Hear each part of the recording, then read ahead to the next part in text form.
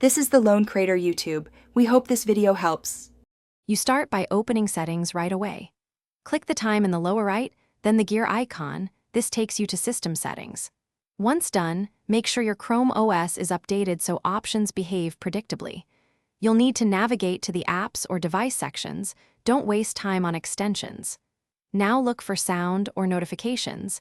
This is where Chrome OS controls output and alert behavior. Follow these steps now to reach the notification controls without detours. Once in sound or notifications, you'll inspect app-level settings.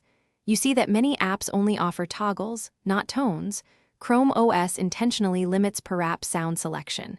If an app shows a sound selector, pick your tone and test it. If no selector appears, understand why. Chrome OS uses system sounds and web apps inherit browser alerts. At this point, you must use the only supported workaround. Replace the system alert sound or install an app that provides a selectable sound. You'll now perform the single effective change.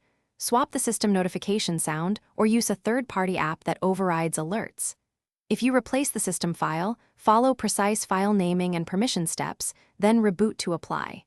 If you use an app or extension, grant notification permissions and test with an incoming alert.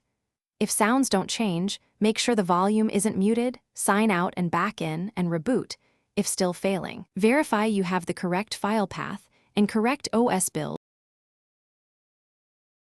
Thanks for watching. Consider subscribing if we helped you.